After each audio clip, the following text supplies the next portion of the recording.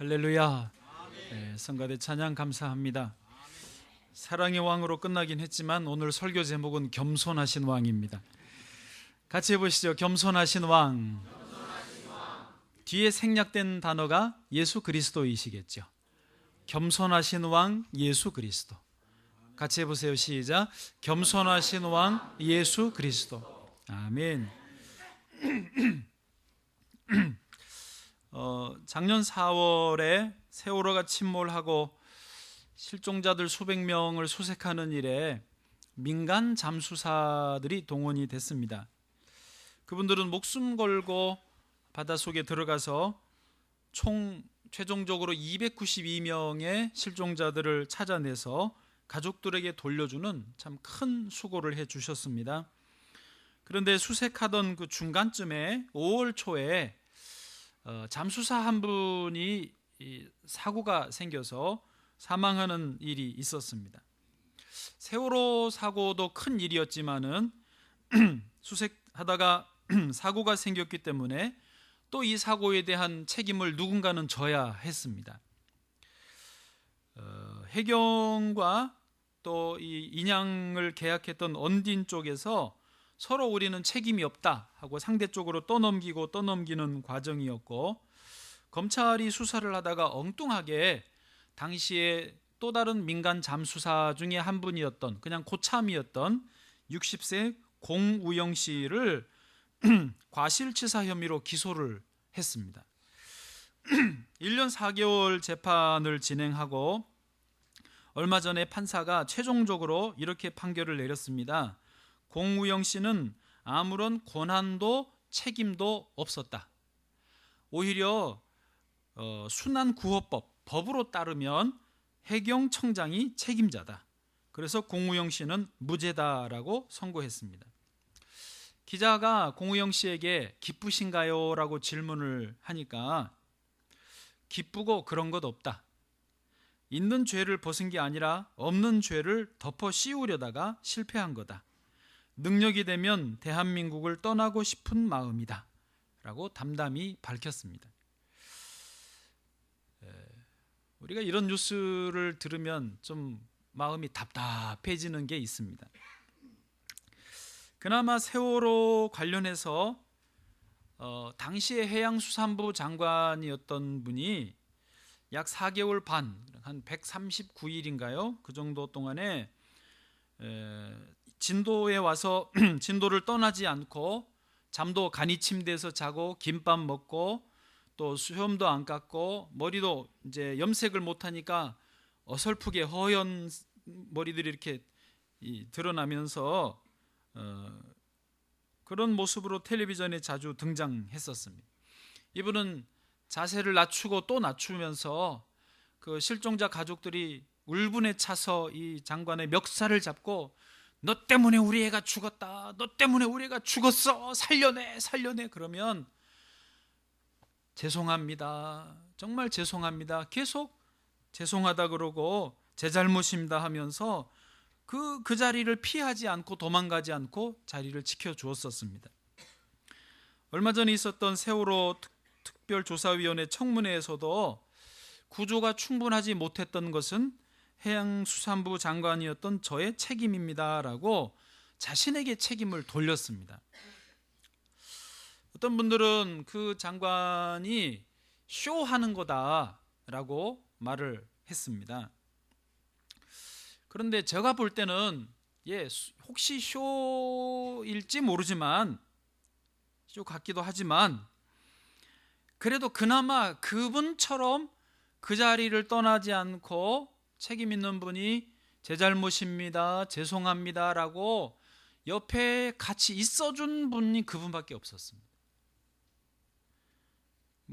교회 목사님들이 다른 어떤 자원봉사자들이 와서 도왔지만은 그래도 관에서 그분이라도 그렇게 있었던 것이 그나마 저는 참 고맙더라고요. 사실 누군가가 내 책임입니다, 내 잘못입니다 라고 말을 하면 그것은 곧 자기 옷을 벗어야 되는 거예요. 직책을 다 내려놓고 또 심지어는 그 대가를 지불해야 되니까 감옥에도 들어가야 되는 그런 상황이 발생을 합니다. 그런데 이분은 꼭 거기까지는 안 갔습니다. 여전히 잘 나가고 계시기는 합니다. 그런 여러 아쉬움도 있지만 그래도요, 여러분 저를 보세요. 생각해 보면 인류의 역사에서 책임을 자기가 받아들이지 않고 남에게 책임 전가하는 일은요, 처음부터 있었습니다. 아담과 하와가 범죄하고 하나님이 왜 그랬냐, 누가 그랬냐라고 물으실 때 아담은 째째하게 자기 아내에게 하와 때문에 그랬다고 남자가 말이죠, 전가하고, 하와는 또 뱀이 시켜서 그랬다고 책임 전가하고 책임 전가하는 일이 처음부터 있었습니다. 뱀은 좋아했죠. 왜? 자기가 원하던 대로 됐으니까. 하와를 교만하게 만들고 범죄하게 만들고 그리고 또 책임 전가하는 그런 분위기가 됐으니까 뱀은 할렐루야 하면 안 되고 뭐라 그럴까, 하여튼 신나했겠죠. 이 말은요, 우리 사람들은 누구나 책임지기를 싫어하고 책임 회피하고 책임을 전가하는 것이 범죄한 이후에 모든 사람들에게 흐르는 어떤 정서라는 거죠. 그러나 겸손하신 왕 예수님은 이 모든 세상의 책임을 짊어지기 위해서, 세상의 죄짐을 져주고 가시기 위해서 어린 양으로 이 땅에 오신 것입니다.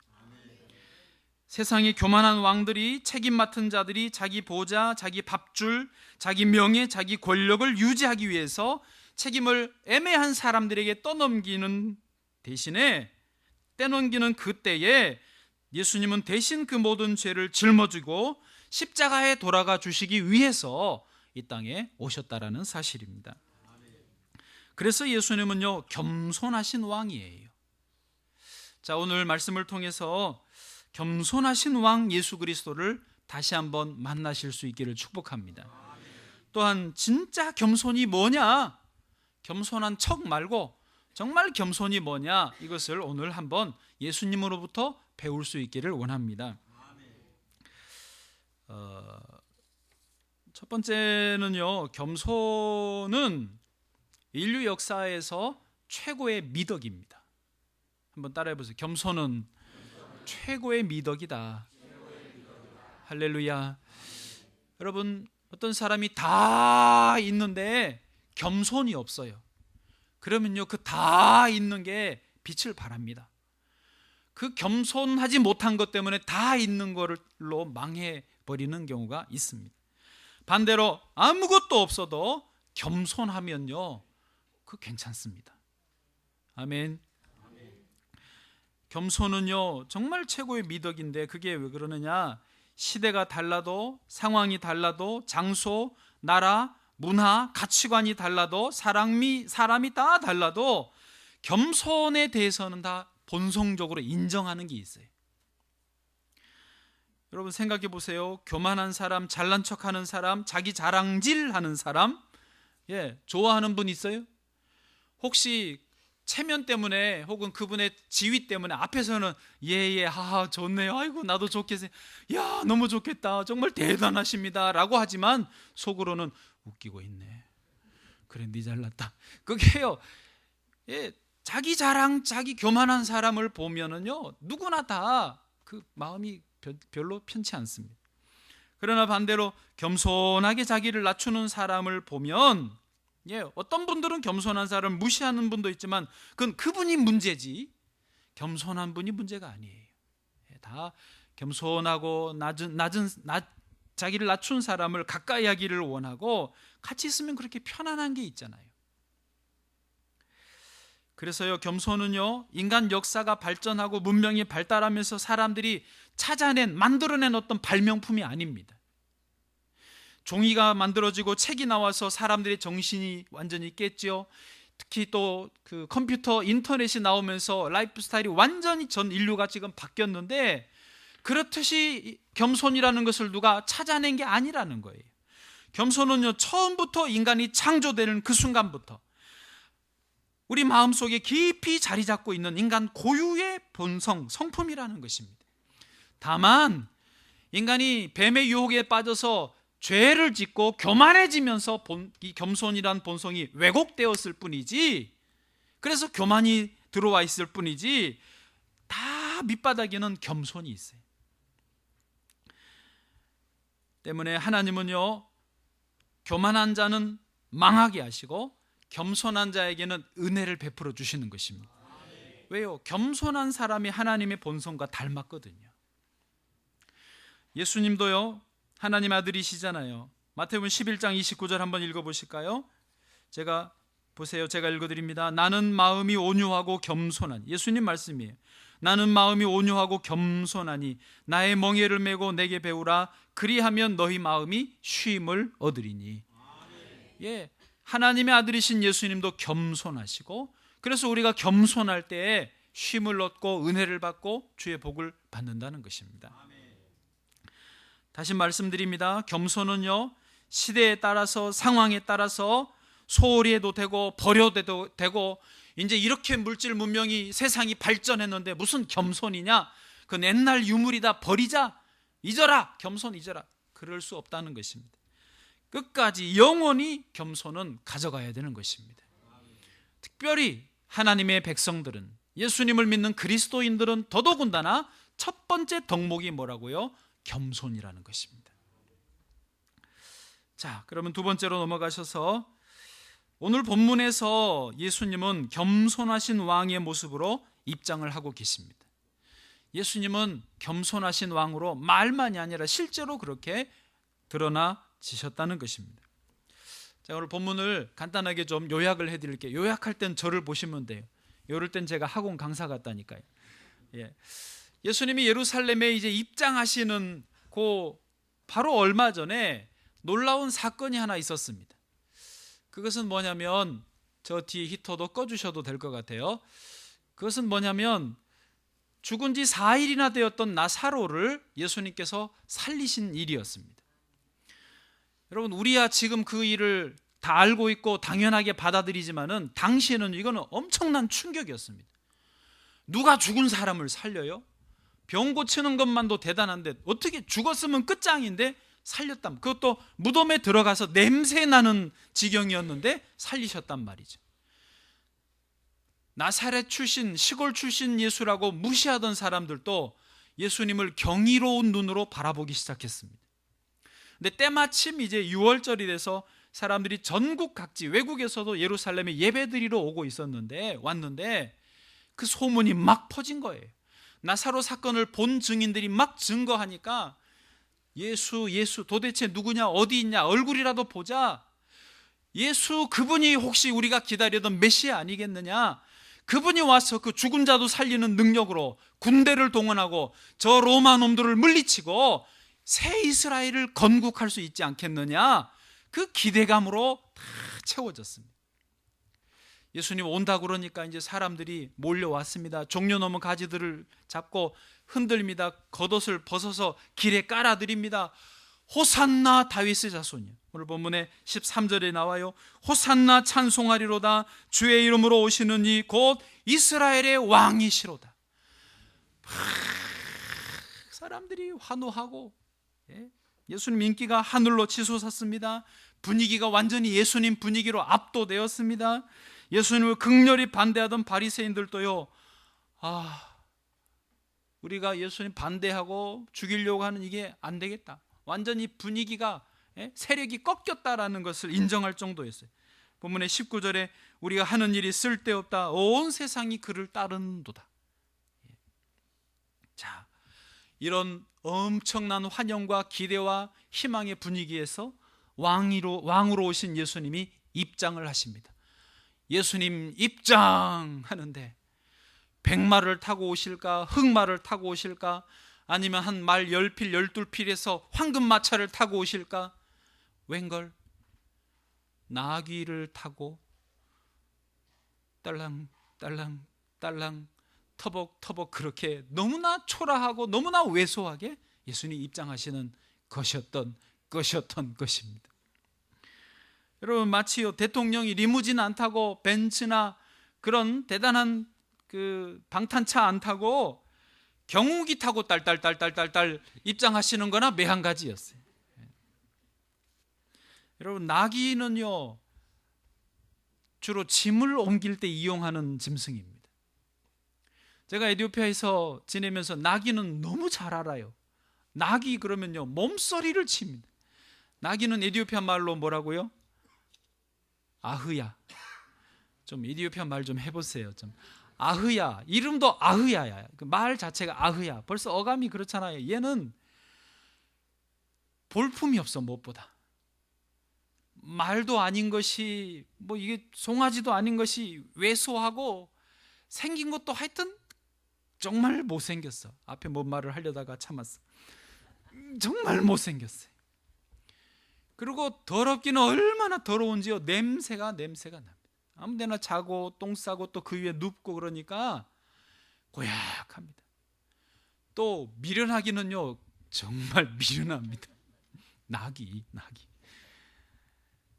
미련함 또 고집도 세다고, 고집도 얼마나 세는지요. 에티오피아에서 도로에서 운전할 때 제일 조심해야 되는 게 뭐냐? 나귀입니다. 여러분, 소떼가 가도 염소가 가도요 빵빵하면 얘들이 비켜줘요. 낙타도 비켜준다니까요. 그 큰 애들도. 나귀는요 안 비켜요. 그냥 가. 앞에 나귀 따라 지도 그냥 가. 아무리 빵빵하고 뒤에 목동들이 멈춰도 소용없어요.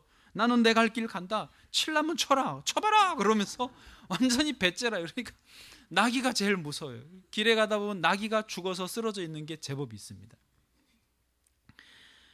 그런데 예수님이 그 나귀를 타셨어요.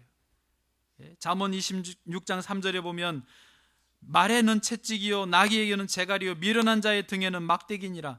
그런 미련한 자에 비유되는 나귀, 그런 나귀, 막대기로 재갈로만 통제해야 되는 그런 나귀 새끼를 타고 겸손하신 왕 예수님이 엄청난 환영 인파 사이로 입장을 하셨던 것입니다.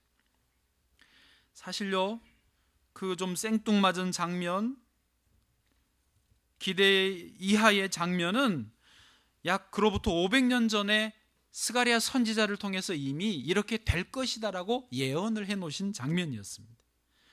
스가랴 9장 9절입니다. 이 부분 같이 읽어보실까요? 시작.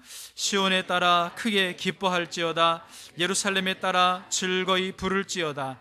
보라, 내 왕이 내게 임하시나니 그는 공의로우시며 구원을 베푸시며 겸손하여서 나귀를 타시나니 나귀의 작은 것 곧 나귀 새끼니라. 아멘. 할렐루야. 여러분, 예수님이 겸손하게 나귀를 타고 오신 것은 하나님의 작품입니다. 하나님의 계획이십니다. 그리고 겸손하게 오심으로 우리 모두의 왕이 되신 줄 믿습니다. 요지의 세 번째가 그겁니다. 예수님이 겸손하신 왕으로 오셨기 때문에 시대가 변해도, 문화가 달라도, 인종이 달라도, 상황이 달라도 저와 여러분의 모든 사람들의 영원한 왕이 되실 수 있는 줄 믿습니다. 예수님은 어제나 오늘이나 영원토록 동일하신 분이에요. 만약에 예수님이 어떤 특기를 가지고 높으신 분으로 대단한 영광을 가지고 오셨다면요, 시대가 달라지면 영원한 왕이 될 수 없습니다. 지금 남미는 좌파 대통령들이, 세력들이 지금 어쩔 수 없이 시대가 변해서 다 주도했다가 지금 그분들이 꺾여가고 있어요. 왜냐하면 유가가 내려가고 경제가 너무 어려워지니까 막 어려운 분들을 도우면서 한 10년을 잘 이렇게 세웠거든요. 정치를 아주 잘했습니다. 인기가 최고. 브라질의 룰라 대통령 이런 분들요 거의 뭐 아버지처럼 불리는 분들인데 이제 그런 진보 쪽의 분들이 힘을 못 쓰고 있는 상황이에요. 그게 왜요? 시대가 변하기 때문에 그렇다는 거예요. 그러나 예수님은 겸손하신 왕으로 오셨습니다. 시대가 변하든 문명이 달라지든 나라가, 문화와 가치관이 달라도 언제나 동일하신 겸손하신 예수님은 우리 모두의 왕이 되실 수 있다는 거예요. 우리가 특별히 인생에서 가장 어려울 때, 특별히 인생에서 가장 밑바닥일 때 바로 거기에 주님은 함께 하시고 우리를 도와주시고 거기서 진짜 왕 같은 역할을 해주신다는 것입니다. 한 교도관이 있었어요. 아내와 아들 둘과 함께 단란하게 잘 살고 있었습니다. 그런데 이분에게 특이한 점이 있었는데 다른 교도관들은 일과를 마치면 회식도 하고 술도 한 잔씩 하고 운동도 하고 등산도 하고 그러는데 이분은 퇴근만 하면 바로 어디로 오느냐? 집으로 옵니다. 그것까지는 괜찮아. 그런데 집에 오면 항상 자기 아내가 집에 있는지 체크하고 없으면 전화해 난리 칩니다. 지금 어디 있냐고, 빨리 오라고. 아들도 둘 있는데 애들이 나가 놀아야 되잖아요. 뭐 공부도 하든 학원도 다녀야 되는데 전화해가지고 해 떨어지기 전에 들어오라고 막 잡아먹을 듯이 돌아다니지를 못하게 하는 거예요. 심지어 근무하시면서도 중간에 집에 전화해서 어디냐 확인을 하는 거예요. 이게요 한두 번이지요 몸서리 나는 겁니다. 밥 차려주는 것도 일도 많고. 그런데 이 교도관도 자기가 왜 그러는지를 스스로 모르는 거예요. 늘 불안해요. 특별히 가족이 자기를 떠나갈지 모른다라는 두려움이 마음에 가득해요. 그러다가 어느 내적 치유 세미나라고 내적 치유라고 하는 게 있는데 그 세미나에 참여를 해봤어요. 근데 거기서 강사 목사님이 쭉 설명을 해주면서 내가 왜 이렇게 불안한지 왜 두려운지 하나님께 물어보라고 그러더래요. 그래서 물어봤대요. 하나님, 도대체 내가 왜 이렇게 매일매일 불안함 속에서 살아야 됩니까? 왜 나는 가족이 떠나갈 것이 이렇게 두렵습니까? 도대체 뭡니까? 계속 물어봤대요. 그런 질문을 계속하는데 자기 마음 저 깊숙한 곳에서 한 장면이 떠오르더래요. 어릴 적에 있었던 일. 자기가 아주 어릴 적에 아버지하고 어머니가 자주 싸우셨대요. 또 싸우면 무섭게 싸우잖아요. 늘 싸우면 어린 마음에 싸우는 게 그리 싫죠. 누가 좋아하겠어요. 그렇죠? 그런데 싸우는 이유가 뭐냐? 아버지가 화투를 잘 치신 거예요. 화투만 치냐? 노름이지, 노름. 그 시절은요. 이게 심하면 집문서도 갖다 걸고 노름을 하거든요. 그걸로 맨날 싸우는 거. 하지 말라고 그래 또 하고 또 하고. 그러다 어느 날 어머니가 선포를 했답니다. 한 번만 더 화투를 하면 내가 집을 나가버리겠다고. 그런데 그 다음 날도 변함없이 그 아버지는 화투를 하셨던 것이었던 것입니다. 여러분, 이 노름이라는 게요, 손목을 잘라도 이렇게 하는 게 화투. 이렇게 해가지고 발로 내고 이게 손 자른다고 되는 게 아닙니다. 근데 집 나간다 그래도 알았어요. 진짜 안 하고 싶은데 몸이 벌써 거기 가 있는 걸 어떻게 해요? 그러니까 어머니가 다음날 잠자고 있는데 애가 자고 있는데 옷을 싸드려요. 자다가 잠결에 입을 이렇게 하고 보는데 엄마가 옷보따리를 싸는 것을 봤어요. 너무 어리니까 얘가 어린 마음에 말은 못하고 엄마 가면 안 돼. 엄마 가면 나 어떻게 살아? 엄마 가지 마. 말을 못하고 그냥 그렇게 숨죽이고 있었어요. 엄마가 옷을 다 싸고는 아들을 물끄러미 철양한 듯이 쳐다보고는 휙 하니 나가버리더래요. 진짜 엄마 가는데 어떡하지? 엄마 가면 안 되는데. 엄마 빨리 와. 가면 안 돼. 그러다가 자기 생각에 안 되겠다 싶어 아주 어릴 때인데 뛰쳐나갔대요. 엄마를 잡아야 되겠다 싶어서. 근데 거기는 동네가 그 나루터가 있고 배를 타고 나가야 이제 그 마을을 벗어나는 그런 옛날 시골이니까. 엄마가 마침 나루터의 배에 줄을 풀르고 노를 이제 막 저으려고 하던 그때였대. 어린애가 가가지고 그 줄을 붙잡고 엄마 가지마. 엄마 가면 나 어떡해. 가면 안 돼. 막 늘어졌다는 거지. 야, 너 들어가. 아빠랑 살아. 들어가. 줄 놔. 안 놓는 거죠. 얘가 어떻게 놓겠어요. 엄마가 계속 노를 저으니까 애가 딸려 들어가서 물속으로 잠기는 거예요. 엄마가 어떻게 가요. 다시 노를 반대로 저어서 들어와서 애를 안고 엉엉 같이 울었다는 것입니다. 그 장면이 생각이 나더래요. 그래서 이 교도관이 다시 주님께 한 번 더 물었답니다. 그런데 제가 그렇게 힘들고 제가 그렇게 어려울 때 주님은 어디 계셨습니까? 그때 주님 뭐 하셨습니까? 또 다른 장면이 생각나더래요. 기억이 딱 보이더라는 거예요. 그럼 뭐냐? 그 아이가 나루터에서 그 줄을 잡고 엄마 가면 안 돼 하고 생명 걸고 줄 붙들고 있을 때 바로 그 뒤에서 예수님이 줄을 잡고 같이 버텨주고 계시는 장면이 보이더래요. 또 하나는 엄마가 다시 돌아와서 나루터에서 둘이 끌어안고 울고 있을 때 예수님께서 한 손은 아이의 어깨에, 한 손은 엄마의 어깨에 손을 얹고 같이 울어주시던 그 장면이 눈에 보이더라는 거예요. 너가 줄 잡고 있을 때, 너가 엄마 끌어안고 흐느껴 울 때 내가 거기에 너와 같이 있었다.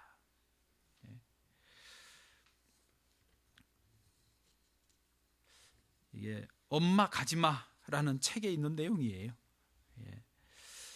여러분, 사람들은 다 자기 습관으로, 중독으로, 혹은 자기 생각으로, 자기 고집으로 삽니다.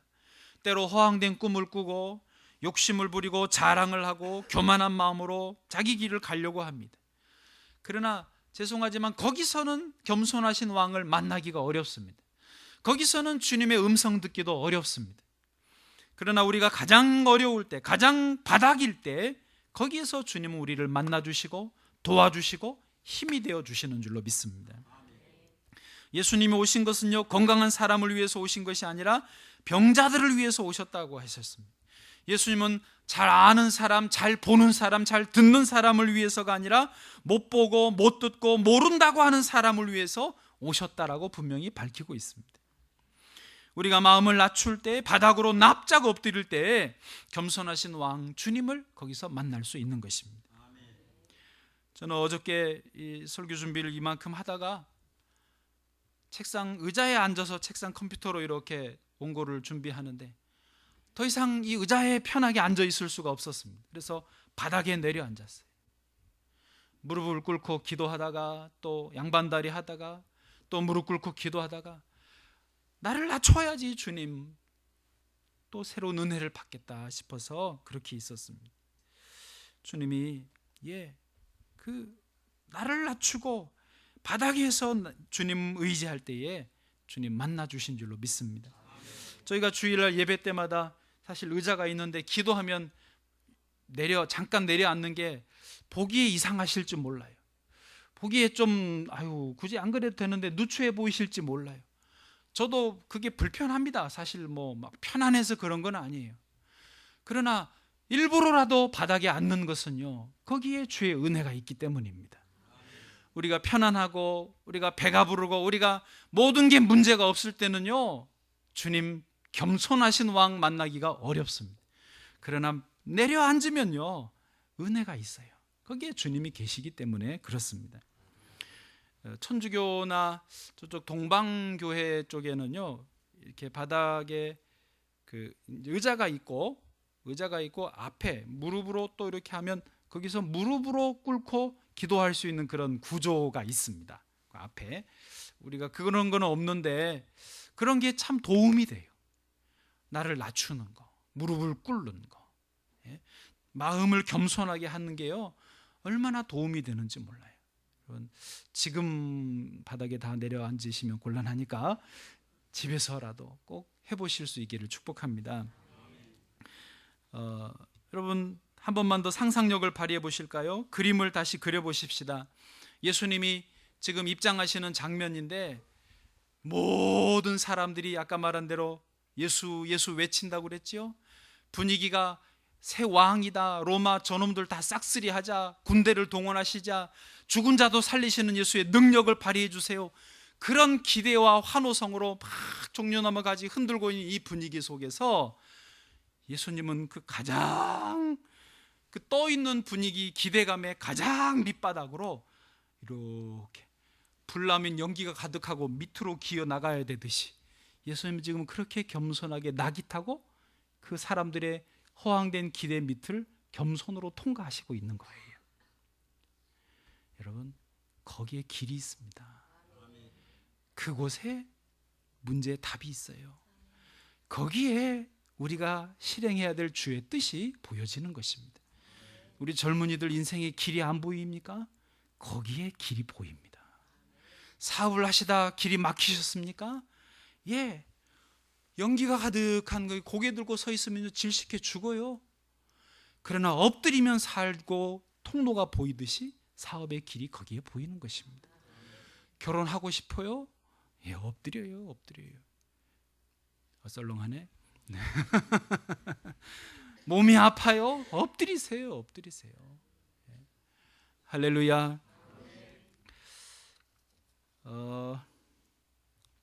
웃기는 이야기 하나 해드려요.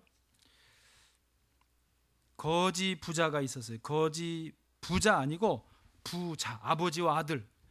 아버지도 거지, 아들도 거지인 부자가 녹강이라는 거 아세요? 저 시골에서 하수구 이렇게 묻는 관 큰 거, 이거를 저희는 녹강이라고 그래가지고 시골에서 맨날 그런 데서 들어가 놀았어요. 저 운동장을 가로지르는 녹강 하수구 이게 묻혀 있는데 어릴 때는 기어다닐만 하거든요. 그거를 운동장을 밑으로 기어 통과하는 그런 시합하고 막 그렇게 살았어요. 막히거나 무너지면 진짜 죽을 텐데 거기 그렇게 재밌게 놀았어요. 이 거지 부자가 그 녹강에 앉아서 자기 집이라고, 예, 깡통 하나 놓고 이제 동냥해서 먹었으니까 좀 쉬자 하고 거드름 피우고 있는데 저쪽 동네에서 집에 불 났어. 그 집 식구들이 난리가 난 거예요. 불 꺼야 되고 재산 물건 꺼내야 되고 애 꺼내야 되고 막 소방차 오고 난리 나니까 거지 아버지가 아들한테 그러더래요. 아들이 먼저 그랬어. 아버지, 저 불나서 큰일 났네. 저 사람들 걱정이네. 어떡하지요? 아버지가 거드름을 피우면서, 이마, 너는 아빠 잘 만나서 그런 걱정 없잖아. 없으면 편안해. 없으면 불이 나도 상관없고 탈 것도 없고 잃을 것도 없고 그냥 만사 편안한 거예요. 할렐루야. 여러분, 유튜브를 그 동영상 검색하는 유튜브를 만든 분이 대만 출신 미국인 스티브 첸이라고 하는 분인데, 그 부인은 박지현 씨인가 한국 분이에요. 그렇게 이분들이 유튜브를 처음에 이제 그 미국의 실리콘밸리에 단돈 $200 들고 들어가서, $200 우리나라 돈으로 한 20만 원 돈이거든요.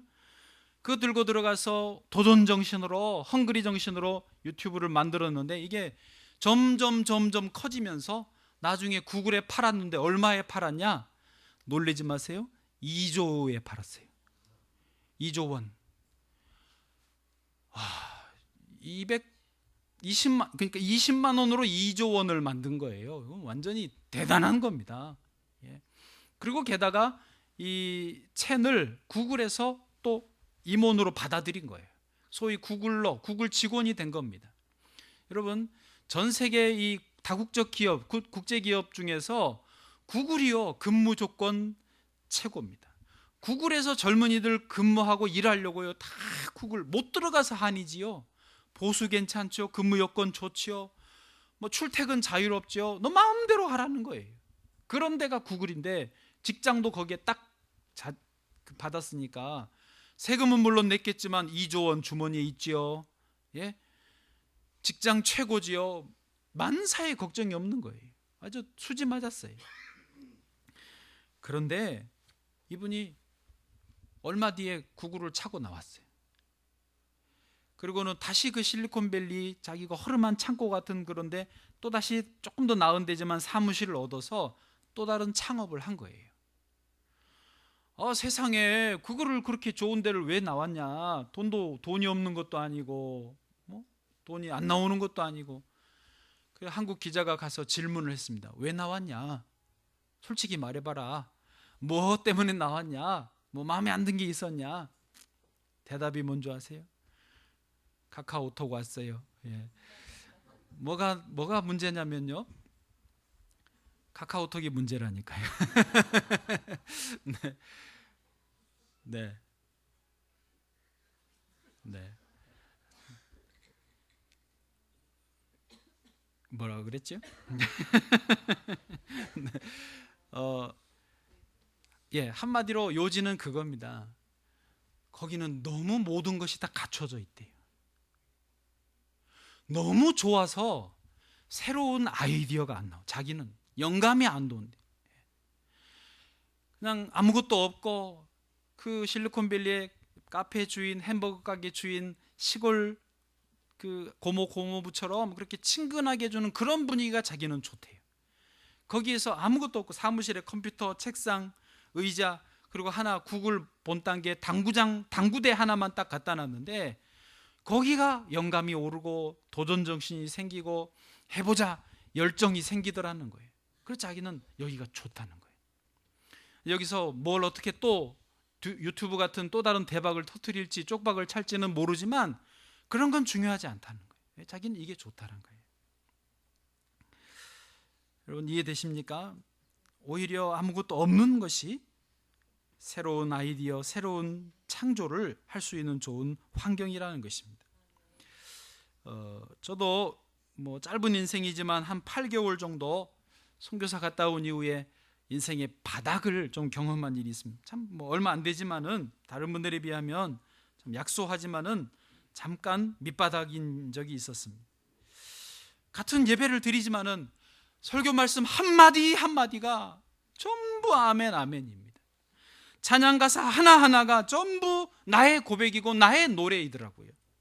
예배가 마치면 그냥 반복으로 그냥 집으로 못 가겠더라고요. 반드시 기도실에 내려가서, 기도실이 밑에 있었거든요. 1시간이고 2시간이고 주여 주여 외치지 않고는 그 시간들을 견딜 수 없었습니다. 기도원에 한 달 가서 봉사해라 명령이 떨어져서 풀 뽑고 돌 줍고 유리창 닦고 또 중고등부 아이들 수련회 와가지고 피우고 간 담배 꽁초 줍고 마시다 버린 캔 맥주 또 소주병 그거 치우면서 시간만 나면 가 엎드리는 거예요. 주여 주여 주여 주여 주여 나를 불쌍히 여기십시오. 간절히 기도가 되더라고요. 근데 거기서 한 달 있었는데 주의 음성을 직접 들은 게 2번이었어요. 내가 선물을 줄게. 할렐루야. 여러분 잘 나가고 좋을 때는요 기도도 안 된다니까요. 그리고 기도해도 별로 응답도 없습니다. 하기는 하지만은. 그런데 힘들고 어렵고 내가 밑바닥이면요 기도가 저절로 되고 그 기도를 주님이 기쁘게 받으시는 거예요. 교만하지 마시기를 바랍니다. 자랑도 하지 마세요. 겸손한 게 최고입니다. 목사님들도요 겸손한 척 하시는데 자랑하는 분들이 있어요. 더 얄미워. 다 기본 매너가 있기 때문에 다 겸손한데 은근히 자랑을 이번에 11조를 500만 원이나 했단 말이야. 그러면서 왜 막 이러면서 500만 원 막 이러면서 목사님들이 자기 교회 교인들 숫자 말하는 거 다 합치면요 하도 뻥을 치니까 우리나라 전 인구보다 더 많대요. 숫자로 허세를 부리는 거예요. 딱 세지 않고 그래놓고 하는 말이 믿음의 숫자라고 그러신다. 또 할 말이 없는 거죠. 믿음이인데. 여러분 아무리 많이 모인들 아무리 뭐 건물이 좋은들 주님이 거기 안 계시면 다 무슨 소용이 있습니까? 마찬가지입니다. 우리 성도들도 가정에 하시는 일에 자녀들에게 아무리 잘 나가고 아무리 뭐 여러 가지 좋은 일이 있어도 주님이 거기 계시지 않으면요 다 꽝이에요. 소용없어요. 시간 지나 보십시오. 썩어질 것들이라고요. 없어질 것들이라고요. 주님과 함께 겸손하신 주님과 함께 있기를 소원하시기를 바랍니다. 이제 말씀을 마치겠습니다. 저와 여러분이 겸손을 강구하기를 원합니다. 한번 따라해 보세요. 주여 겸손하게 하소서. 주여 겸손하게 하소서. 아멘. 자, 겸손하면 주시는 선물 4가지 드리고 마칩니다. 첫 번째, 겸손할 때 어떤 선물을 주시냐? 아까 말씀 중에 나왔는데 길이 열립니다. 문제의 답이 보이고 우리 청년들 인생의 길이 열려지는 줄로 믿습니다. 사업할 때 어떻게 해야 될지 모르겠습니까? 낮춰보세요. 아까 말한 대로 바짝 나를 낮춰보십시오. 길이 있어요. 그래서 겸손하면 길이 열린다. 이게 첫 번째 선물입니다. 두 번째 선물은 뭐냐? 겸손하면요 내가 발전이 있고 성장이 있습니다. 여러분 생각해 보실까요? 겸손한 분들은요, 누구에게든지 배우려고 해요. 거만한 분들은요, 다 안다는 거예요. 내가 다 안다. 이러지 않아도요, 벌써 마음속에 알기 때문에요, 별로 들으려고 하지 않습니다. 귀담아 듣지 않습니다. 그러나 겸손한 분들은요, 상대방의 말을 경청하고 그것을 받아들여요. 그리고 나를 변화시킵니다. 그러면 그게 결국은요, 공부를 잘하는 비결일 수도 있지만은, 무엇을 하든지, 꼭 학생이 아니어도 그분은 계속 발전이 있어요. 계속 성장이 있어요. 자기 한계를 꼭 넘어서요. 왜요? 겸손하게 계속 배우니까. 지휘를 해도 배우는 분들은요, 계속 발전이 있다고요. 한 손만 했다가 두 손하고 발도 하고 고개도 하고. 예를 들면, 여러분 겸손하면 발전이 있어요. 세 번째 선물입니다. 겸손하면요, 온전한 신앙이 되고 온전한 구원을 이루게 됩니다. 겸손은요, 신앙적인 용어인데요, 겸손한 사람은 하나님을 경외하게 되지 않습니까? 거기에 구원이 있는 거예요. 주여 믿습니다 해놓고도 자기가 거만하고 교만한 사람은요, 죄송하지만 구원받지 못합니다. 겸손하지 않으면 구원받지 못해요. 겸손해야 주를 믿고 경외하고 구원함이 있어요.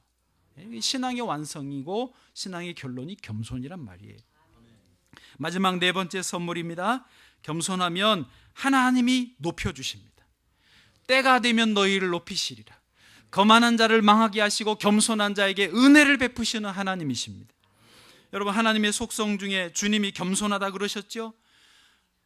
주님이 보시니까 겸손한 사람은 이게 맞아, 성품이 맞아요. 하나님하고 딱 배가 맞아, 마음에 드는 거예요. 딱 내 스타일이야. 그래, 그러면 갈 때까지 가보자 그러고 가는 거라고요. 강남 스타일 그럴 때 쓰지 말고, 하나님이 복을 주실 때 갈 때까지 가는 거예요. 하나님이 은혜 주시고 복을 주시면요, 한계가 없어요. 끝까지 가는 거예요. 하나님이 복 주시는데 한계가 있겠어요? 다른 데로 이런 거 하지 말고 하나님의 은혜로 갈 때까지 가는 그 복을 누리시기를 축복합니다. 네, 겸손이 주는 선물 네 가지 꼭 기억하시고 겸손하시기를 축복합니다. 성경